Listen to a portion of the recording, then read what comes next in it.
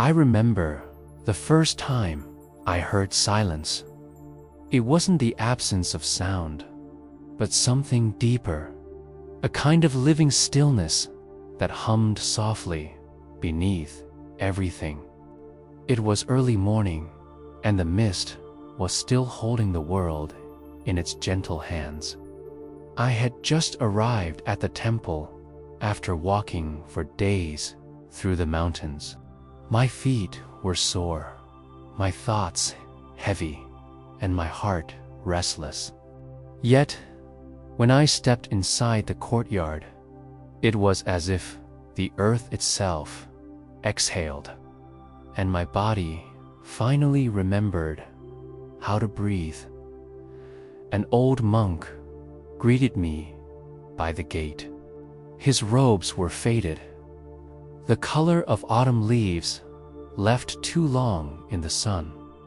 He said nothing, only bowed slightly and gestured toward a wooden bench beside a stone basin filled with still water. I sat down, uncertain what to do, and he simply placed his hand over his heart and took a deep breath. So I followed Dot in that breath. Something shifted. The air entered me like light through a dusty window. The noise of my thoughts, the endless chatter, the replaying of mistakes, the fears about the future, they didn't vanish, but they seemed to lose their weight. Each inhale softened their edges. Each exhale released a tiny piece of who I thought I was. He left me there in silence, and I don't know how long I sat.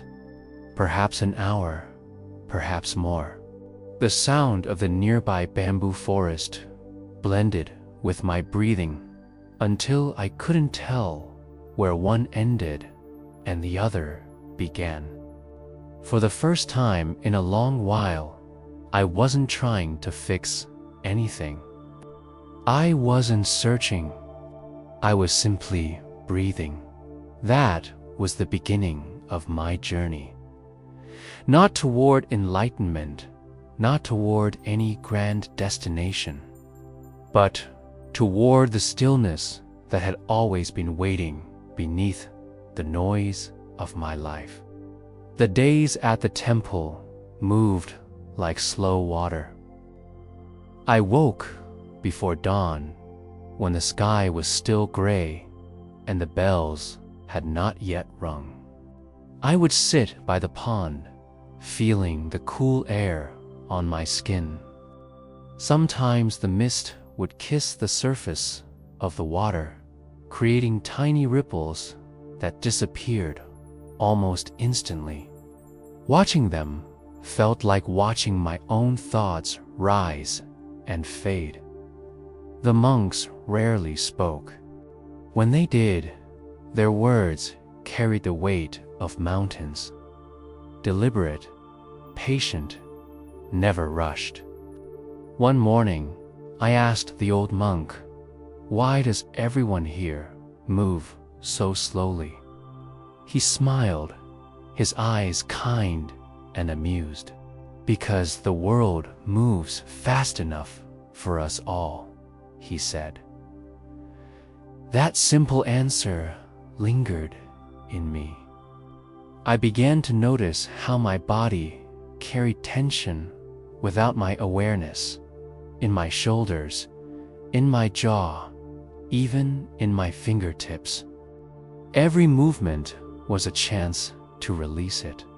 Walking, eating, cleaning the temple floors, each became a quiet prayer of awareness. The head monk often spoke of the breath that listens. At first, I didn't understand. I thought breathing was something I did to stay alive. But he said, when you breathe with listening, the breath begins to teach you. He told me to sit by the old cedar tree and listen to the rhythm of the wind, as if it were my own chest expanding at sunset. I would do that, sitting cross-legged on the ground, watching the golden light shift through the leaves. The wind came and went in soft waves, sometimes barely touching me, other times sweeping my hair across my face. I realized the wind never asked permission to come or go. It simply existed, arriving, passing, and returning in its own time. The monk's words returned to me, the breath that listens. I began to breathe as the wind did, effortless, open, without control. And slowly, something began to change inside me. The walls I had built, the ones made of worry, regret, and self-doubt, began to thin. They didn't crumble all at once. They simply softened, like wet clay losing its shape. At night, the temple was bathed in silence. Only the sound of crickets and the faint drip of water from the eaves broke the stillness. Sometimes I would wake to the distant ringing of a bell, one soft note that seemed to travel through the stars. I would lie there, eyes half open, breathing with the rhythm of that sound. It was then I realized peace isn't something you find. It's something you remember. I began to remember small things.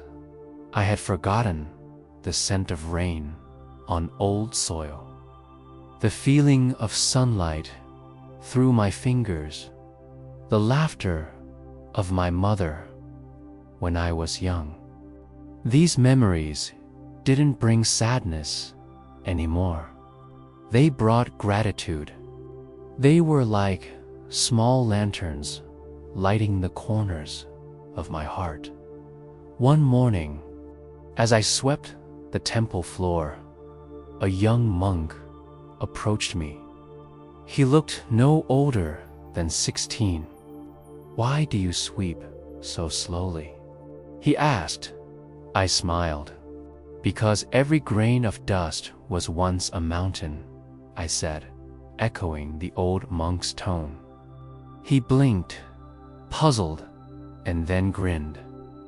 We both laughed quietly, and for a moment, laughter felt like prayer to Dot as the weeks passed. I began to notice how deeply everything was connected through breath. Not just people, but the wind, the trees, even the stones that lined the path. When I touched them, I could feel a faint warmth, as if the earth itself was breathing with me. One evening, as the sun dipped behind the hills, I sat beside the pond again. The old monk joined me without a word. We watched the reflection of the moon rise in the water, perfectly still, except for the occasional ripple from a passing breeze. "Tell me," he said softly, "when the water moves, does the moon move too?" I looked closer.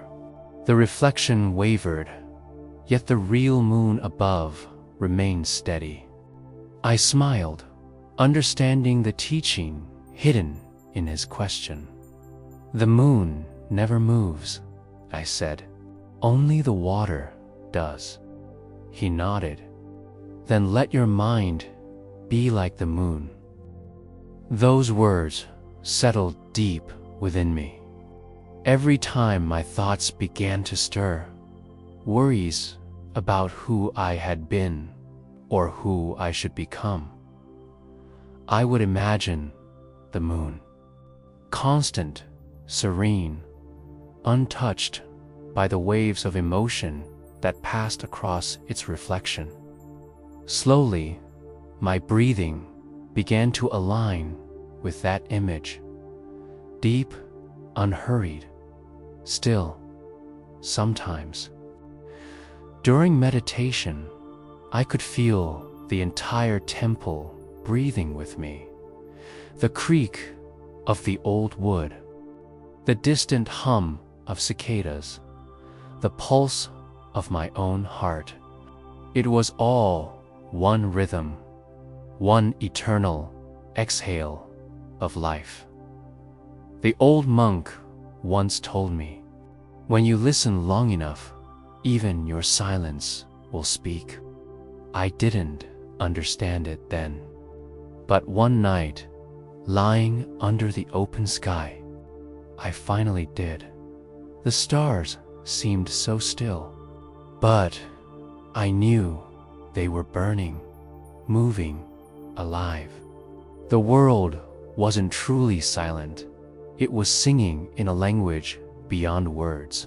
My breath joined that song, and I felt an infinite softness spread through me. The boundaries between myself and everything else began to fade until there was only a vast, luminous calm. I realized something simple yet profound. I had never truly been apart from peace. I had only been distracted. Peace was the space between two breaths, the pause before a word, the silence that followed understanding. I remember closing my eyes, letting the night wrap around me like a robe. The cicadas continued their song. The wind moved gently through the bamboo. And the old monk's words echoed once more in the quiet of my heart. Breathe, not to escape life, but to return to it. As I inhaled, I felt the weight of the world draw in, all its sorrow, all its longing. As I exhaled, I felt it dissolve into light, and there, between one breath and the next, I disappeared, not lost, but found, resting at last in the infinite stillness that had always been waiting within me. When I first entered the garden, I thought it was just a place where flowers grew. I didn't understand that it was alive in a way I had never seen before. Every leaf, every stone, every drop of dew seemed to breathe with quiet purpose. The air there was thicker, somehow fragrant, almost shimmering in the morning light. I could hear the faint hum of insects and the gentle murmur of water flowing through a narrow stream that ooned between the mossy stones. It felt as if the world itself was whispering something, and I had finally slowed down enough to hear it. The old monk had sent me here after morning meditation. He simply said, "Go sit in the garden. Don't look for anything." That was all. No further instruction, no lesson to memorize, just that. So I went, barefoot, feeling the cool earth beneath my feet. The soil was damp from the night's rain, and with every step, I could feel the rhythm of my heart syncing with the pulse of the ground. I found a small wooden bench near a stone lantern covered in lichen. A tree stood beside it, its branches spreading wide like open arms. The sunlight filtered through the leaves, scattering patterns of gold across the earth. I sat down, inhaled deeply, and tried not to think. But the mind doesn't stop so easily at first. I noticed everything that seemed imperfect: weeds near the path, the drooping petals, the faint smell of decay where fallen blossoms had begun to fade. I wanted to fix it, to make the garden right. Yet as I looked closer, I realized that the decay was not separate from the beauty. It was part of it. The wilted petals nourished the soil. The insects that fed on them carried pollen to the next bloom. Even what was dying was quietly serving life. It struck me then that I had spent so long trying to remove the weeds from my own mind, never realizing they too had something to teach me. My impatience, my doubts, my fears, they weren't intruders. They were the soil where awareness could take root. A butterfly landed on my knee. Its wings were a delicate mix of white and pale yellow, almost translucent in the light. I watched it slowly open and close its wings as though breathing with me. For a moment, we existed together in a kind of wordless understanding. Then it lifted away, its flight gentle, unhurried, as if it trusted the air completely. The sound of a bell echoed faintly from the temple hall. Each chime seemed to melt into the wind. I closed my eyes and listened. The sound didn't seem to come from anywhere specific. It was everywhere. It existed inside me, too. I could feel it vibrating softly in my chest. Awareness wasn't something I had to reach for. It was already here, quietly waiting under the noise of my thoughts. The monk's voice echoed in my memory. Do not try to control the mind. Let it wander and follow it as a friend. So I let it wander. It drifted from thought to thought, the memory of a distant city street, the face of someone I once loved, the feeling of standing in the rain as a child. None of it stayed long. Each memory rose and fell like a petal on water. I didn't cling to them. I just watched. The more I watched, the more I saw that awareness had its own rhythm. It opened like the petals of a flower when I stopped forcing it. The garden, in its silence, was teaching me the same thing the old monk had always said in fewer words. See, but do not judge. Listen, but do not grasp. After some time, a younger monk came into the garden. He carried a small bamboo basket filled with fresh herbs. He knelt beside the path, plucking leaves one by one, careful not to disturb the insects. I asked him softly what he was collecting. Mint for tea, he said, smiling. The best flavor comes from the leaves that grow in shade. His words lingered in my mind. The best flavor comes from the shade. I realized that maybe the same was true of the soul.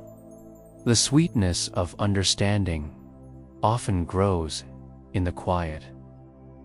Hidden parts of life, the moments we overlook because they seem too ordinary. When he left, I stayed. I watched how sunlight moved across the stones, how ants carried food 3 times their size, how the stream whispered over tiny rocks. Each movement was so deliberate, yet effortless. The garden didn't hurry, and yet everything was done perfectly in time. At one point, I noticed a small seedling pushing through the soil beside my foot. Its stem was thin, fragile, trembling slightly in the breeze. I leaned closer and saw how it stretched toward the light, without question, without doubt. It didn't compare itself to the tall trees above or to the flowers already in bloom. It simply grew. That small seedling felt like a mirror. I had spent so much of my life comparing myself to others, measuring my worth, my progress, my peace. But awareness doesn't compete. It simply expands. A light drizzle began to fall. The raindrops were soft, almost playful, landing on the surface of the pond with delicate rings that spread outward, merging with one another. I watched how one ripple touched another until it became impossible to tell where one began or ended. It reminded me of how lives intertwine. Its thought, each action creating unseen ripples that move through the world. I stretched out my hand and caught a raindrop in my palm. It sparkled for a moment, then slid away, leaving a cool trail on my skin. That tiny moment, so simple, so fleeting, felt like a revelation. Everything passes, and yet everything belongs. The drizzle grew softer, then stopped. The garden glistened in the after-rain light. The air smelled of wet leaves and earth. Somewhere nearby, a bird began to sing, its call echoing like a silver thread through the silence. I realized that awareness was not a single act, it was a living thing. Like this garden, constantly blooming and fading, dying and reborn in every breath. As the day wore on, the light shifted. Shadows grew longer, the colors deeper. I found myself tracing the curve of a fallen petal with my finger, marveling at how something so small could hold such grace. Every tiny detail in that garden seemed to whisper the same truth. Nothing was separate. Even my own awareness felt like part of the landscape. When I breathed in, the garden breathed in. When I breathed out, the garden sighed. We were not two. I stayed until dusk, when the air turned cool and the first fireflies began to glow among the trees. They moved slowly, flickering like tiny lanterns in a sea of fading light. I could feel my thoughts dimming with them, each flash a heartbeat, each silence between them a moment of pure stillness. Before I left, I bowed to the garden. It felt strange at first, bowing to trees and stones and insects. But in that gesture, I felt something profound. Gratitude. The kind that doesn't come from words, but from the quiet knowing that life itself had been speaking to me all along as I walked back toward the temple. I could still feel the rhythm of the garden pulsing within me. Every sound, every step, every breath carried the same lesson: that awareness is not something you practice. It is something you remember and again, until you no longer forget. And that night, as I lay down to sleep, I could still smell the rain-soaked earth and hear the faint whisper of water through the garden. My mind drifted into stillness, not forced, not planned, just gently, naturally, like a leaf surrendering to the wind. Somewhere between waking and dreaming, I thought I heard the old monk's voice again, soft and distant, carried by the night breeze.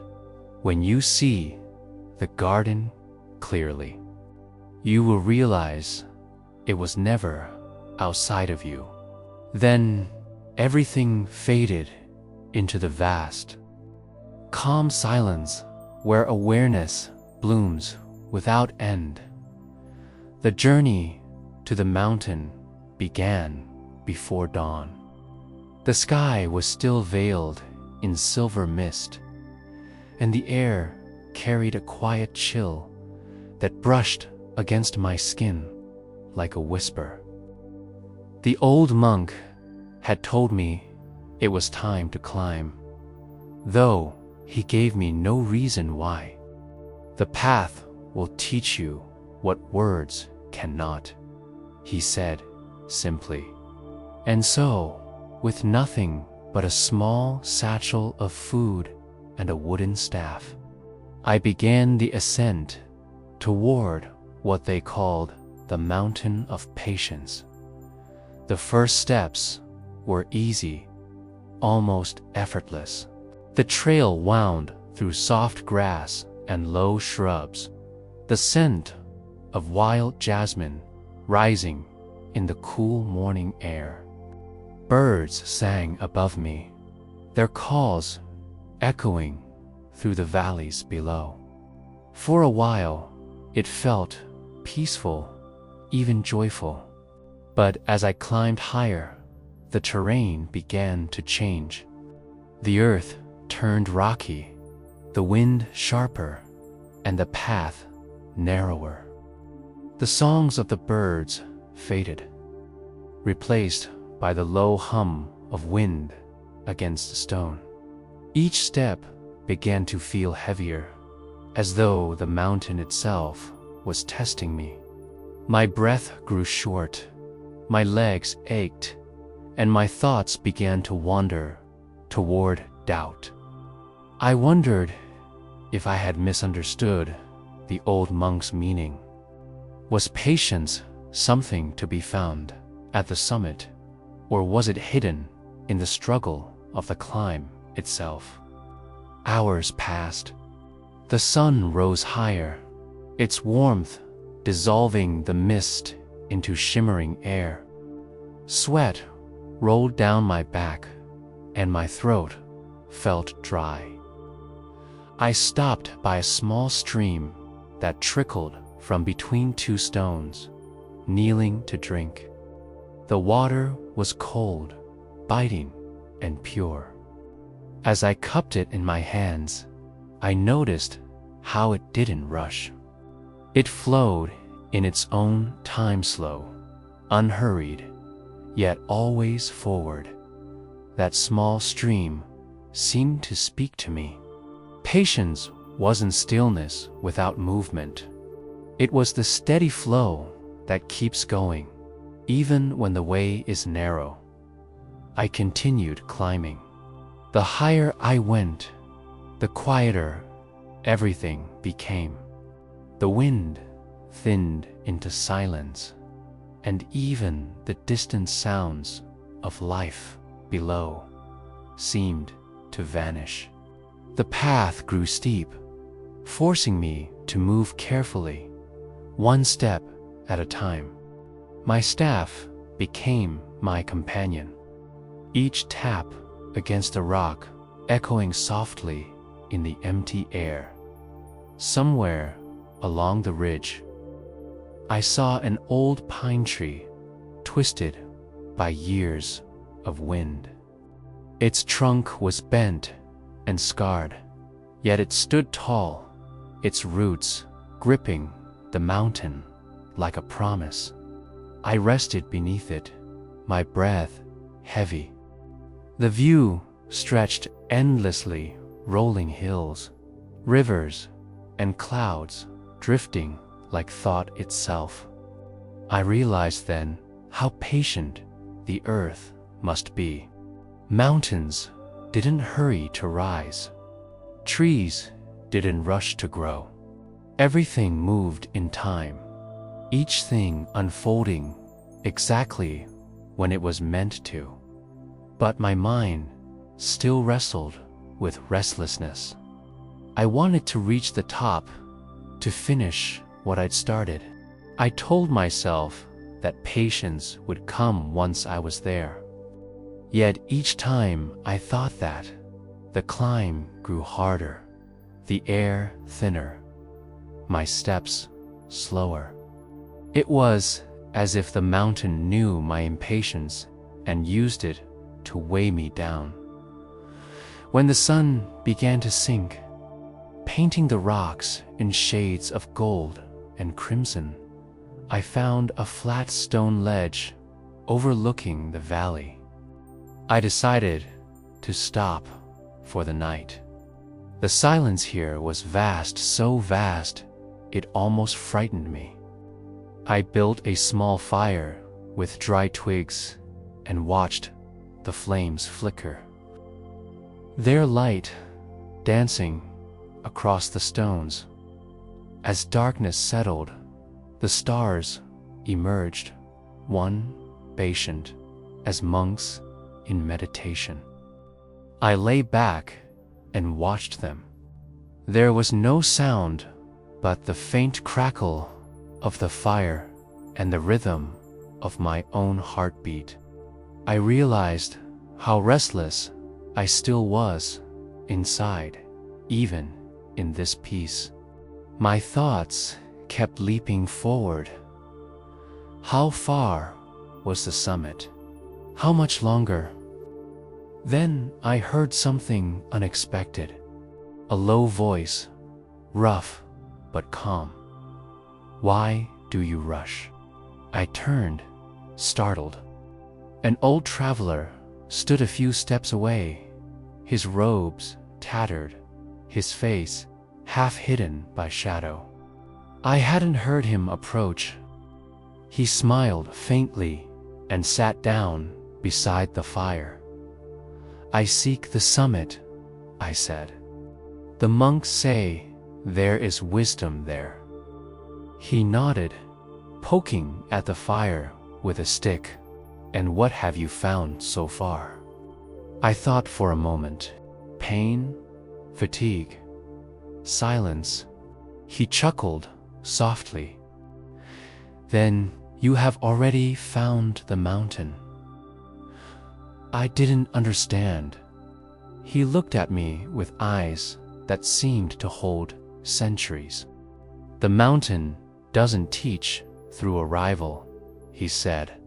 "It teaches through waiting, through every step you wish was over." He warmed his hands over the flames, then added, "Climb as slowly as the earth turns." That's how patience begins to bloom. When I looked up again, he was gone. The night had swallowed his shape completely. For a moment, I wondered if he had ever been there at all, or if the mountain itself had spoken through a form my heart could recognize. The next morning, I woke to sunlight spilling across the ridge. I felt strangely lighter, My legs still ached, but the weight in my mind had eased. I began walking again, slower, this time, not as a struggle, but as a rhythm. I noticed the crunch of gravel beneath my feet, the whisper of wind through narrow cracks, the way each breath met the cool air like a quiet offering.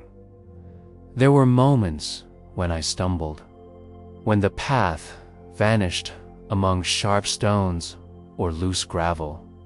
In those moments, I paused, I waited, I breathed. I no longer tried to conquer the mountain. I allowed it to lead me. At one point, I came upon a large boulder that blocked the trail. I tried to climb over it, but it was too steep. Frustration rose inside me like fire. I hit the stone with my hand, anger flaring briefly. The sound echoed and faded into the open air. I closed my eyes, breathing deeply until the anger dissolved into exhaustion. Then I sat beside the boulder and looked at it again. Its surface was rough, but on one side, sunlight reflected in a soft shimmer where crystals had formed inside the rock. I traced my fingers over it, feeling both hardness and beauty coexisting in the same form. I laughed quietly to myself. Maybe patience was like that too, a hard surface that hides light within dot. As I continued upward, time began to blur. Minutes felt like hours, hours like moments. My breath became my only measure of time. Inhale, exhale, step, pause. The mountain didn't move, but I could feel it breathing with me, alive, ancient, vast. When I finally reached a plateau near the top, clouds rolled in around me. The world below disappeared. There was no up or down, no before or after, only the whiteness of mist and the sound of my own breath. I sat on a flat stone, folded my hands, and closed my eyes. There was nothing to do, nowhere to go. Just the slow rhythm of breathing, the faint chill on my skin, and the mountain's silence pressing close. In that silence, I felt the weight of my impatience melting away. The climb no longer mattered. The summit no longer mattered. What mattered was the simple, unwavering presence of each moment. I don't know how long I stayed there. When I opened my eyes, the mist had thinned. Through it, I could see the valley far below, bathed in golden light. Everything looked so small, so distant, yet perfectly in place. For the first time, I didn't feel the need to move. I just sat there, breathing with the mountain, understanding, at last, what the old monk had meant. Patience wasn't waiting for things to happen. It was learning to live fully in the space where nothing seems to move. The wind rose softly, brushing against my face. It carried the scent of pine and stone and sky. I smiled, feeling something vast and tender open inside me. And as the sun dipped behind the horizon, I realized that the mountain was not something I had climbed. It was something that had quietly been shaping me all along when I finally descended. My steps were lighter, slower, and full of quiet gratitude. I carried no trophy, no grand revelation, only the deep knowing that patience is not about enduring time. It is about becoming one with it, and somewhere deep within, I could still hear the mountain breathing. I reached the river at dusk. The light had turned golden and thin, stretching across the surface of the water like a veil of silk. The air smelled of wet earth and distant rain, and somewhere beyond the trees, the sound of rushing water murmured softly, steady as breath. I had walked for many days after leaving the mountain, my body tired, but my mind strangely clear. The monks had told me the river was where I would learn to let go, though they never explained what that meant. I thought I understood. I was wrong. When I first saw the river, it wasn't the peaceful current I had imagined. It was wide, powerful, and alive. The water moved with a restless energy, colliding with rocks, swirling in eddies, foaming white against the shore. I stood there for a long while, just listening. It reminded me of my own mind, constantly moving, twisting, breaking, reforming. No matter how hard I tried to hold it still, it flowed in every direction. There was an old wooden bridge nearby, half collapsed, its beams rotted from years of storms. I crossed carefully, the boards creaking beneath my feet. On the other side, I found a small clearing where the grass grew long and the river slowed into a calm bend. I sat down, resting my staff beside me, and watched the current move past.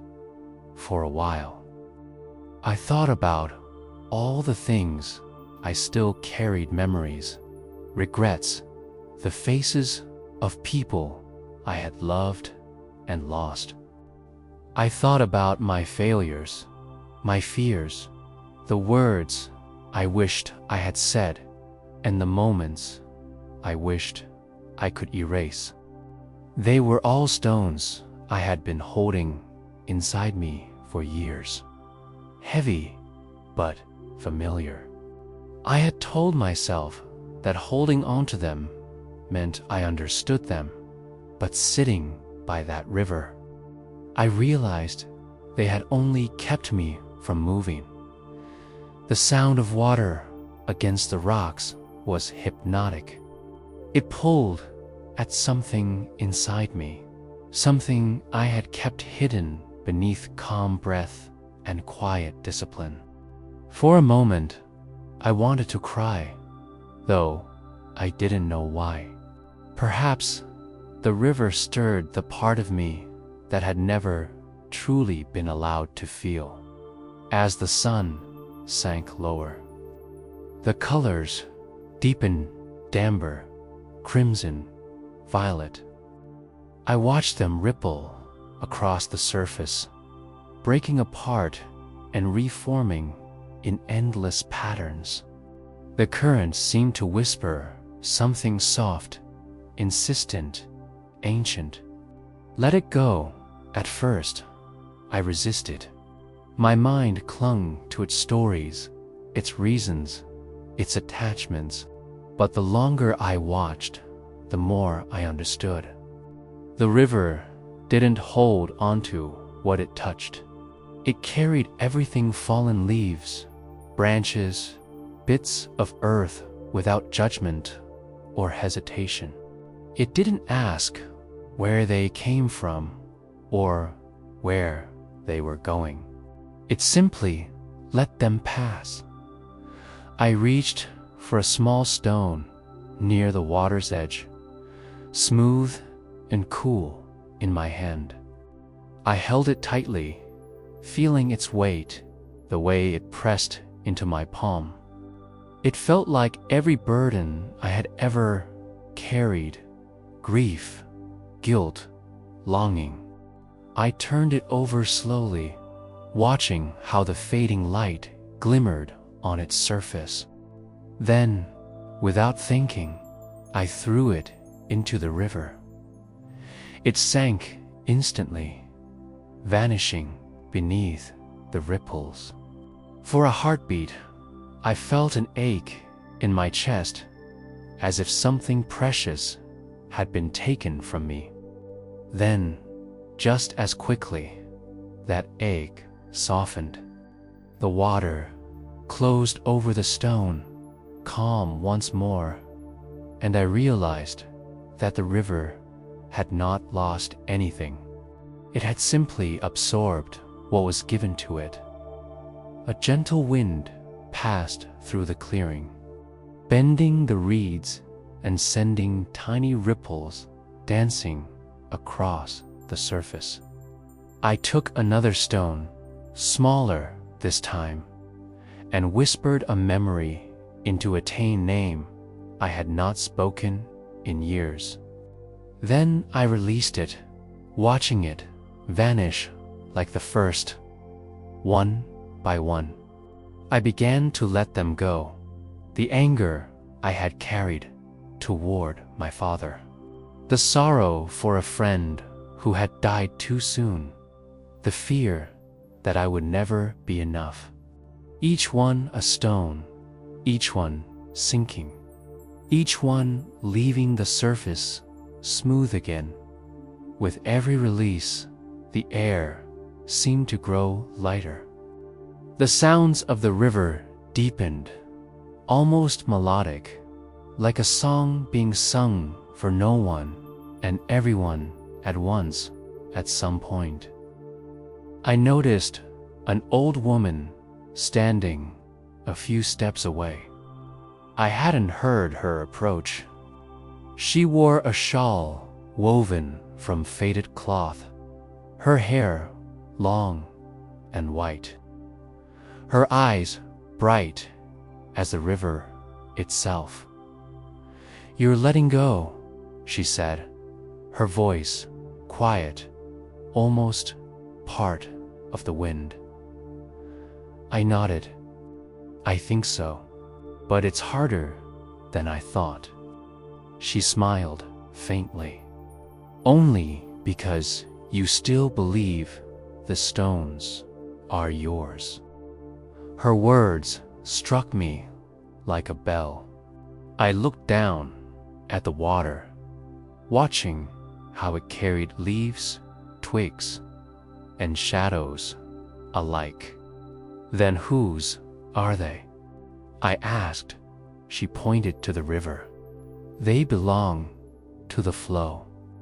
Then she turned and walked away, her figure fading between the trees until the forest swallowed her completely. I sat there for a long time, repeating her words in my mind. They belong to the flow.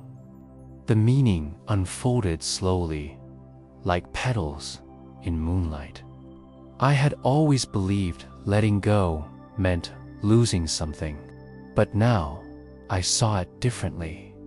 Letting go wasn't lost, was returning what was never truly mine to hold. The sky deepened to indigo. Stars began to appear, their reflections trembling on the moving surface. The river seemed endless now, stretching beyond sight, carrying everything to places unseen. I lay back on the grass, listening to its rhythm, and felt my own breath match its pace. Inhale, flowing in.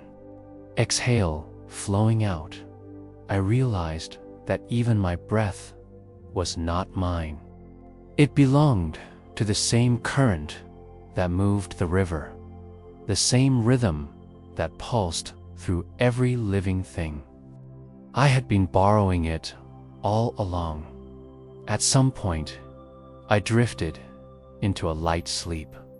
I dreamed I was standing in the middle of the river, but instead of water, it was made of light, soft, golden, infinite. Every thought, every memory I had ever known floated past me, glowing for a moment before dissolving into the current. I tried to hold one, but it turned to mist between my fingers. The light didn't hurt. It felt like forgiveness. When I woke, dawn had returned. The mist had rolled back across the water, and the world felt new, as if the night had washed it clean. I rose slowly, stretching my legs, and stepped closer to the river's edge. The surface was calm again, reflecting the pale sky. I could see my reflection there, quiet, still, but somehow lighter than before. I knelt, cupped some water in my hands, and let it fall through my fingers. It was cold and pure, like the first breath of morning. I whispered softly, "Thank you," not to anyone, but to everything. To the water, the earth, the air, the unseen woman, cued, and to whatever unseen grace had guided me here. Before leaving, I noticed one last stone beside my foot. It was small, shaped like a heart, smooth from years of being carried by the current. I picked it up and smiled. This one I didn't throw. I placed it back in the water gently, watching it settle into the sand. It belonged there. Everything did. As I walked away from the river, I could still hear its song behind me, soft, endless, unwavering. And with every step, I felt the truth of what it had taught me. You do not lose what you release. You become what you flow with, and somewhere deep within, I could feel the same current moving through me, slow, eternal, kind, carrying everything I once called mine toward the sea of peace that waits for all things. Night had fallen like a gentle curtain of velvet when I reached the old temple. It stood alone atop a hill, its stone steps worn by centuries of quiet footsteps, its wooden doors etched with faded carvings of lotus petals and celestial figures.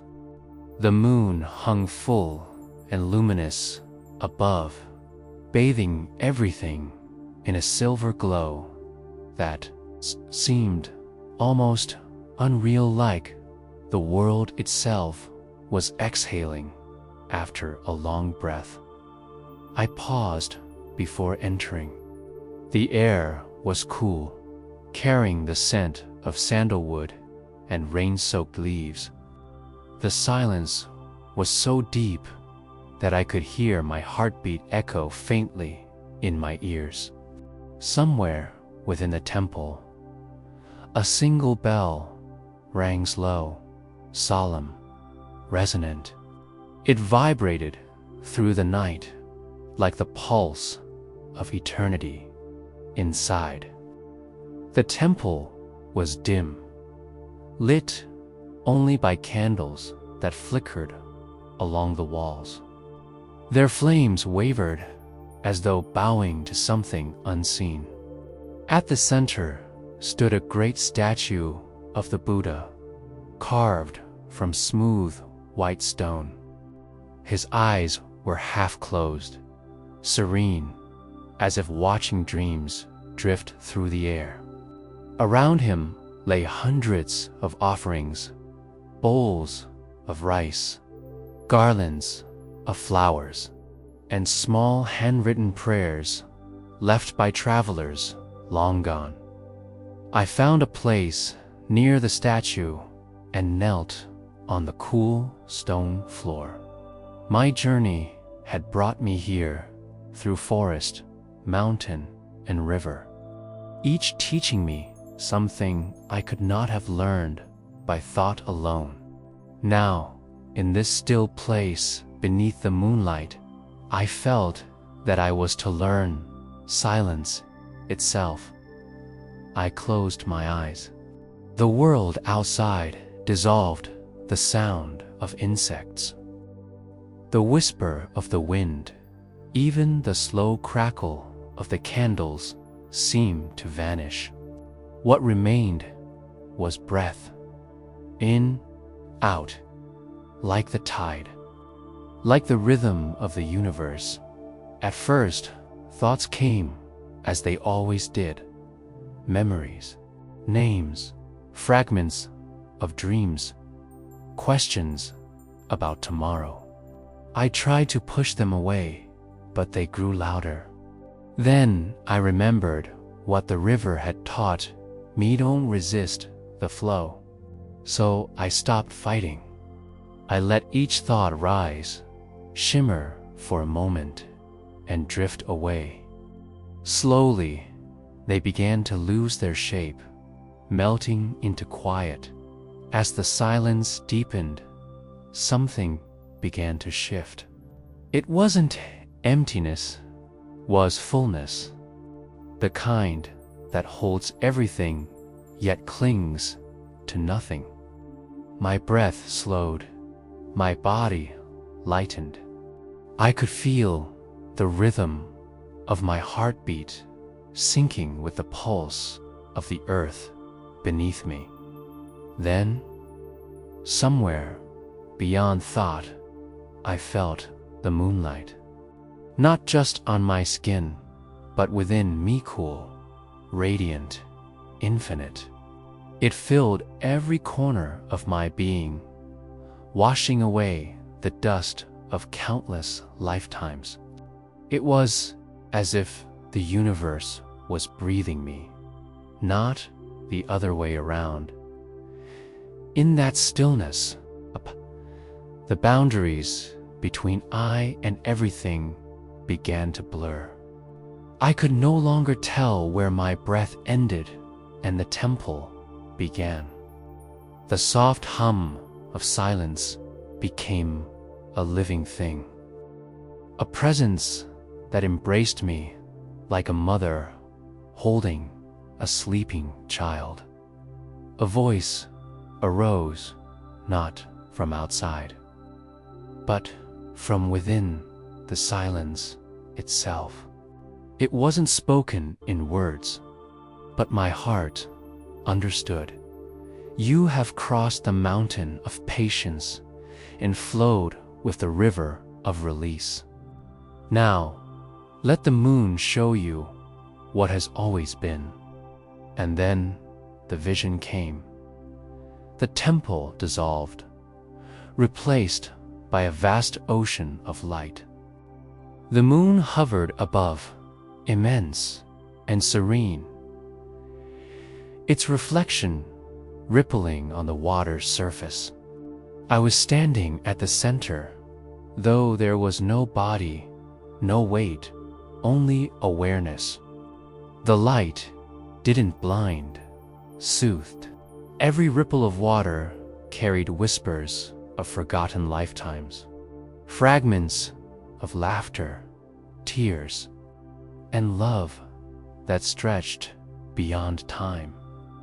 I saw faces, people I had known, others I had never met. Each one smiled, as they drifted past, merging into the light. I realized then that all beings were waves of the same sea rising, falling, dissolving, but never truly apart. The voice returned, softer now. To meditate is to remember that you were never separate. You were never lost. You have always been the moon and the reflection, the silence and the sound. Tears slipped down my face, not of sorrow, but of remembrance. Every question I had ever carried seemed to dissolve in that moment. The answer had never been hidden. It had always been within the silence that I had feared to enter. When I opened my eyes again, the temple had returned. The candles were still burning, though many had melted low. The statue of the Buddha seemed to glow faintly under the moonlight that poured through the open roof. His stone lips curved ever so slightly, as if amused by the simplicity of the truth. I sat there until the first hints of dawn appeared. The night had felt like eternity, yet it had passed like a breath. I could still feel the moonlight moving through me, subtle, alive. Eternal dot. Then I noticed something, a small moth fluttering near one of the candles. It circled the flame over and over, drawn by its light. I watched, expecting it to burn itself, but each time it drew close, the candle flickered just enough to let it pass unharmed. It was as if the flame itself had learned compassion. The sight made me smile. I understood now that awakening was not about fleeing the world, but seeing it clearly, seeing the beauty in even the smallest dance of life. As the sun began to rise, the temple bells rang again. This time, they sounded brighter, lighter, as if they too had been freed. I rose slowly and walked outside. The sky was painted with gold and pale pink. The last of the moon still lingering above the horizon. The world felt entirely new. The same trees, the same path, the same stones, but now they shimmered with quiet divinity. Every leaf seemed to breathe, every sound a prayer. I stood on the hilltop, the wind brushing against my robes, and whispered to the fading moon, "Thank you for showing me the way home." And in that instant, I realized that home was not a place, nor even peace was presence. It was being fully awake in this very breath, in this very heartbeat, in this shimmering, fleeting, eternal now. I began to walk down the hill. Each step felt like a continuation of meditation, each breath a hymn to life itself. Behind me, the temple glowed softly beneath the morning light, as if bowing farewell. The world was vast, but I carried the silence with me, the same silence that had spoken through wind, water, and light. Somewhere in the distance, a new river glistened, winding through the valley like a ribbon of silver. The journey was not over. Perhaps it never would be. But now I walked not to reach somewhere, but to simply be where I already was. The moonlight, though gone from the sky, remained within me, calm, eternal, unwavering. And as the path curved into the forest, I heard one last whisper in my heart, soft as breath, clear as water, "Be still, and you will see the entire universe reflected in your soul." I closed my eyes for a moment, feeling the truth of it echo through every part of me. Then, smiling, I walked on into the day, into the world, carrying the quiet glow of the moonlit temple within. ChatGPT said, "The morning after the moonlit temple felt different, as if the air itself had grown softer. The wind no longer rushed. It drifted, gentle and unhurried. The forest below shimmered with dew, each droplet glinting like a memory of the night before. I could still feel the silence I had found in the temple, invisible presence that followed each of my steps, like a soft echo of peace. As I descended the stone path, I realized that the silence was not empty. It was. The world hummed with it, the rustle of leaves, the distant songs of birds, the faint hum of bees, waking among the blossoms. Each sound was part of the same vast stillness, not separate from it. I walked slowly, breathing in the morning air, feeling as though every breath drew me deeper into something endless. I passed through the bamboo grove, and the sound of the stalks bending in the breeze was like a low, rhythmic chant. Sunlight filtered through them in narrow, golden lines that painted my hands as I walked. Everything seemed touched by light stone, each shadow. I thought of how long I had searched for meaning, wandering through forests and mountains, listening to teachers and prayers. But the truth had been simple all along. Peace was not hidden in distant places. It lived quietly within the space between one breath and the next. A small bird landed on a branch ahead of me. It tilted its head and chirped once, a single, clear note that pierced the silence like a spark of joy. I smiled, realizing that the bird was no different from me. It too was an expression of the same life that breathed through everything.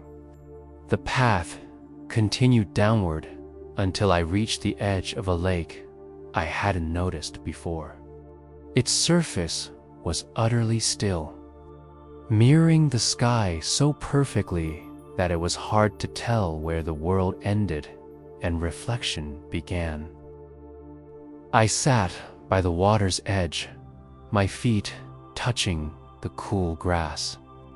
A soft wind passed over the lake, and ripples spread outward, distorting the reflection for a moment before it calmed again. Watching it, I understood this was the mind. When still, it reflected truth perfectly. When disturbed, it showed only fragments. Yet even in its ripples, beauty existed. There was nothing to fix, nothing to resist. The sunlight warmed my shoulders, and I felt a deep fatigue settling into my bones, not from weariness, but from release. The kind of tiredness that comes when you've carried a burden for so long that you forgot what it feels like to put it down.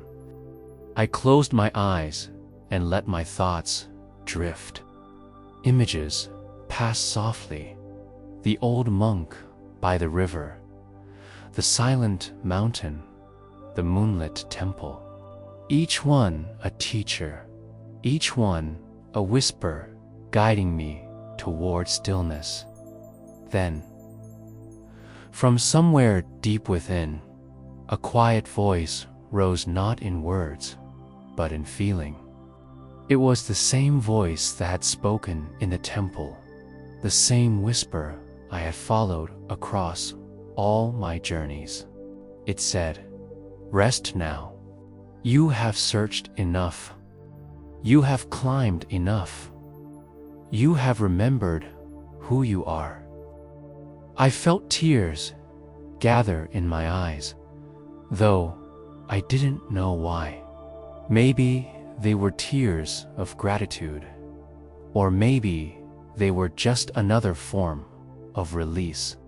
The sound of the lake lapping gently at the shore lulled me into a calm so profound that even the idea of sleep seemed unnecessary. It was as if I was already resting in the heart of the universe itself. I lay back on the grass and watched the clouds drift slowly across the sky. Their movements were effortless, guided by unseen winds. I realized that my life had always been like that, guided by invisible forces, carried toward lessons I didn't know I needed. Every sorrow, every joy, every silence had been part of the same flow. As I watched, a white cloud began to take shape. It looked almost like a hand reaching downward, open and gentle. I blinked, and it changed again, dissolving into the endless blue. Everything in this world changed, yet nothing was ever lost. The wind carried each transformation like a secret blessing. Time seemed to dissolve. There was no before or after, only this vast, timeless presence. I could feel my breath slowing, merging again with the rhythm of the earth. Somewhere in the distance, I heard temple bells, soft, distant, like the heartbeat of eternity. Each sound seemed to vibrate through me, weaving me into the silence around it. I thought about all the people I had met on my journey, the wanderers, the seekers, the lonely hearts searching for peace. I wished I could tell them what I now felt, that serenity is not found by chasing it, but by surrendering to the stillness already within. The universe was not separate from us. It was breathing through us, dreaming through our eyes, feeling through our hearts. The light of the morning grew brighter, but instead of dazzling, it soothed. It seemed to sink into my skin, filling me with warmth and quiet strength.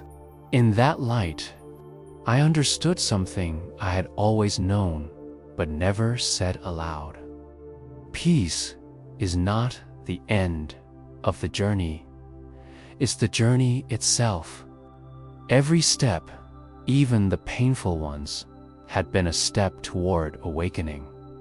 The voice came again, as soft as the breeze.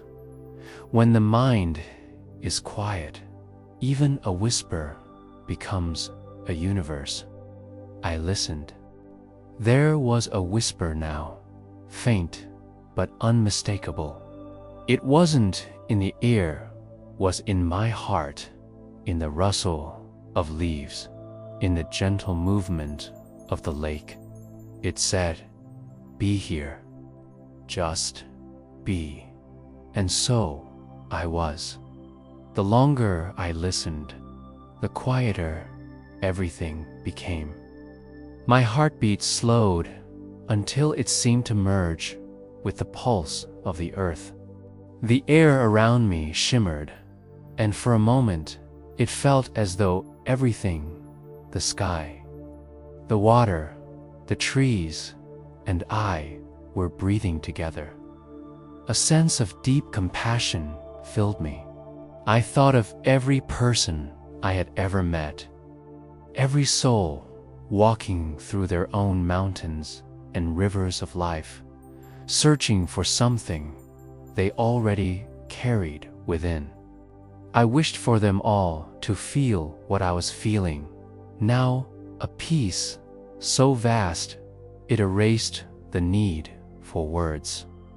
A single leaf drifted down from the tree above and landed beside me. It spun gently on the water before being carried away by a soft current. I watched it disappear into the distance and whispered, "Go well." It was strange, but in that moment, it felt as though I was saying it not just to the leaf, but to every fleeting moment of my life, to every joy, every sorrow, every version of myself that had come and gone. As the sun began to climb higher, the warmth deepened. My eyes grew heavy, not with exhaustion, but with peace. I let them close. The world didn't fade, it expanded. The sounds of the lake, the wind, the whispering leaves, all blended into one harmonious hum, like the universe singing itself to sleep in that hum. I heard the truth of everything I had learned, that silence is not the absence of sound, it is the presence of understanding. That stillness is not emptiness, it's fullness beyond measure. That serenity is not found by seeking need, reveals itself when you finally stop searching. My breath became slow, steady, soft. The line between waking and dreaming disappeared. I was floating now, not above the world, but within it, as though the air itself cradled me, before sleep claimed me completely. I heard one final whisper of voice, both my own and not my own, both ancient and newborn. You are the whisper, the wind, the water, the flame.